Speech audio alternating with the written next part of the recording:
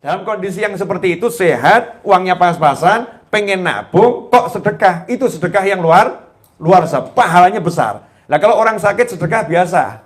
Kenapa? Pengen sembuh. Ya saya sakit, saya sedekah gitu. Pengen sembuh, bagus, ya itu bagus. Tapi pahalanya biasa. Nah, ketika ada seseorang yang dia itu dalam keadaan kaya raya, duitnya banyak. Orang yang duitnya banyak sedekah, ya bagus, tapi biasa saja. Namanya uangnya banyak. Bukan suatu yang istimewa. Tapi kalau orang yang uangnya pas-pasan, dia sedekah kan luar biasa. Dia lagi nabung, ini pengen nanti untuk beli rumah. Kok tahu-tahu tiba-tiba tetangganya mau bayar sewa rumah, nggak punya. Cerita sama dia, wah ini ya, doakan saya dapat rezeki. Kalau enggak nih diusir ini seminggu lagi. Loh kenapa? Kontrakan ini loh, belum kebayar. Oh insya Allah dapat rezeki, insya Allah. Terus dia ingat, saya punya tabungan ini. Ya, tabungan untuk beli rumah. Udah nabungnya mungkin puluhan tahun. Ya nabungnya puluhan tahun. Dapatnya nggak seberapa. Tapi dia cita-cita ini untuk beli rumah. Ingat tetangganya seperti itu. Diambil semua kasih ke tetangga. Nih dah, nggak usah pusing kamu nih. Bayar tuh kontrakan rumah. Itu sedekah yang terbaik. Karena memang orangnya pas-pasan. Nah kalau kita lebih, bagus ya. Tapi bukan pahala yang terbaik. Nah terus gimana caranya? Dalam keadaan lebih, kita bisa dapat pahala yang terbaik. Solusinya gimana? Kan kita nggak mau nunggu miskin dulu toh. Untuk dapat pahala yang terbaik, yuk kita miskin dulu. Kan enggak toh ya? Gimana caranya kita dalam keadaan lebih, tapi kita dapat pahala yang terbaik? Ya kita sedekahkan yang kita berat mengeluarkannya. Mengeluarkannya itu berat. Nyedekahin, ya dikasihkan pada orang yang pernah musuhin kita. Orang yang pernah musuhin kita, usahanya jatuh. Jatuh miskin misalnya. Masya Allah. Itu insya Allah kalau kita sedekah ke dia, pahalanya lipat-lipat. Kenapa? Karena nafsu kita ngelawan. Syukurin. Kualat saya. Kalau kata orang Jawa Tengah gitu, kualat. Jawa Timur ya, kualat. Kena apa itu? Tuah ya. Itu kena tuah saya itu. Makanya dia jatuh miskin.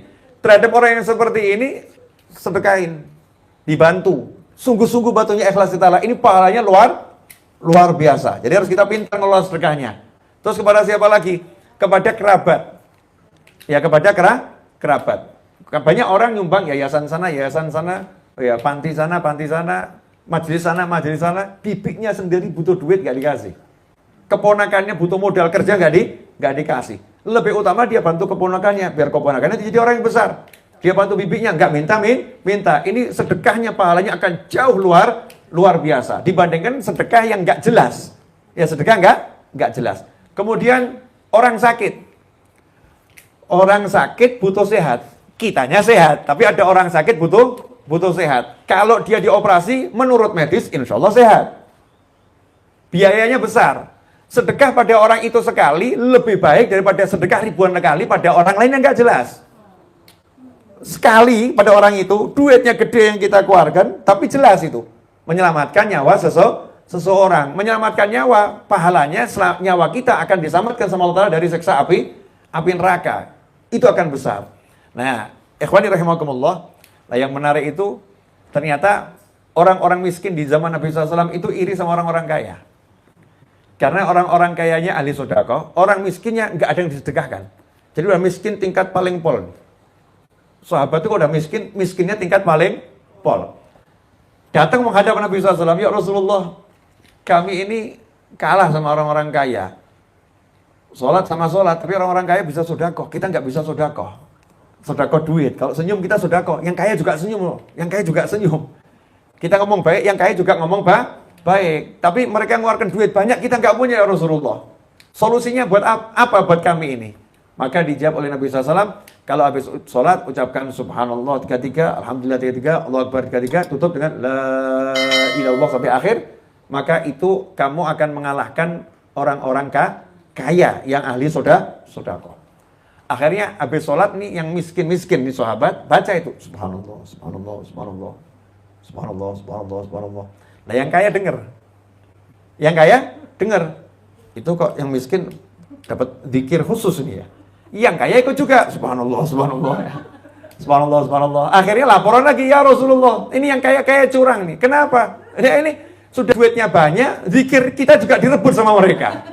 Direbut sama mereka. Maka Nabi SAW mengatakan, "Dzalika fadlullah yu'tihi man yasha." Itulah karunia Allah yang Allah berikan pada hamba-hamba yang Allah kehendaki. Orang kaya yang model begitu memang orang istimewa. Itu pilihannya Allah Ta'ala. Udah duitnya banyak, zikirnya rajin, sholatnya bagus, ilmunya banyak. Ini memang orang langka. Ini pilihannya Allah Subhanahu wa Ta'ala. Udah kamu terima karunia Allah dalam kondisi punya ekonomi yang pas-pasan, bisa sabar, bisa syukur, bisa zikir, pangkatmu ya tingginya luar biasa. Tapi memang ini teman-temanmu yang kaya ini bukan sembarang orang. Ini orang-orang yang luar biasa. Nah buat kita ya termasuk itu diantara untuk menambal kekalahan kita sama orang-orang yang punya sedekah yang luar biasa, ya zikirnya diperbanyak, kemudian sedekahnya pada orang yang tepat, dan jangan pernah merasa sudah lebih baik daripada yang disedekahi. Saya punya cerita nih, bayar parkir mobil, bayar parkir di Solo. Waktu itu parkir mobil Rp1.000. Parkir mobil flat sama di pinggir jalan dimanapun Rp1.000. Nah kebetulan ketika saya mau parkir, itu tukang parkirnya nggak ada. Jadi tukang parkir nggak ada, digantikan nenek-nenek. Yang parkirin nenek-nenek, senyum saya kasih Rp5.000. 5.000. Terimanya alhamdulillah. Itu saya jarang dengar kalimat seperti itu. Jadi alhamdulillahnya itu dari hati, alhamdulillah, moga-moga kamu selamat, rezekinya grojok. Waduh, saya jawab bodoh-bodoh. Nanti pahala saya habis sama doanya dia. Jadi saya timpali sama jenengan ya, sama engkau dapat yang sama. Akhirnya saya keluarkan uang Rp10.000. Doanya lebih banyak, Masya Allah, mugi-mugi tambah selamat gitu. Saya cek dompet, ada 50.000, saya keluarkan Rp50.000. Ya, kemudian langsung saya tutup jendela, ojo ndonga meneh, Bu. Ini kalau keluar doa lagi, mungkin dan untuk bapak-bapak ketika menghadapi istri ya. Ini pemirsa dimanapun Anda berada, untuk ibu-ibu ketika menghadapi suami, dan untuk para suami menghadapi istri, jangan pernah merasa Anda berbuat baik pada pasangan hidup Anda. Nanti capek dapatnya. Contoh misalnya, istri sampai kursus masak. Karena tahu suaminya suka nasi goreng. Sampai kursus masak khusus nasi goreng. Akhirnya dia masak nasi goreng.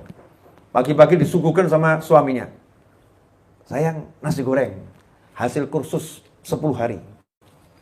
Suaminya makan terima telepon. Halo, iya Pak, iya segera berangkat Pak. Cep. Ma, berangkat dulu ya.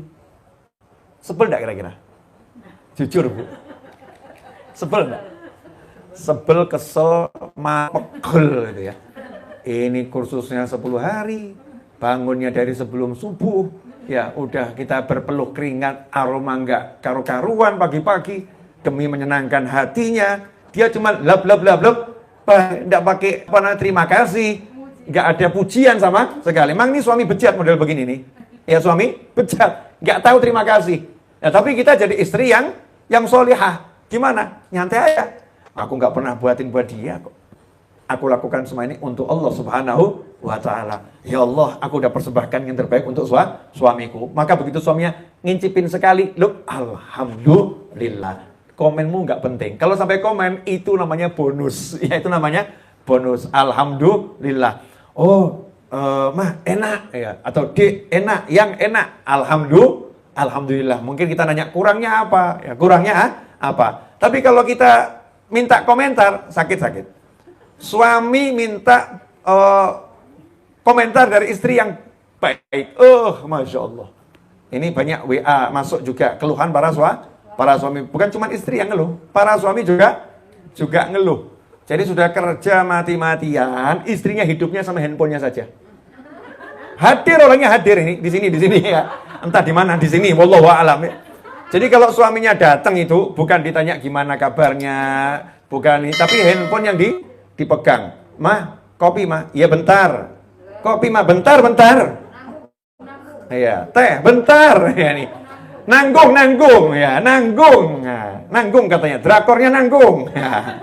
Lagi asik, lagi seru ya. Bentar, ini lagi balasin WA nih, bentar. Balasin WA bentar, nggak selesai, bentar. Kan banyak yang model begini nih.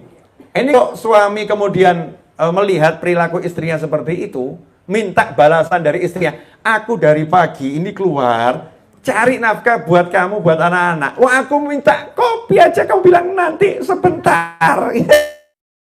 Kamu keterlaluan. Boleh, sakit hati. Ya sakit hati. Nanti jadinya nggak bagus. Akhirnya apa? Pergi, keluar, ngopi sendiri. Kemudian di tempat ngopi ada yang nyapa. Ngopi sendiri, Mas. Iya, selesai.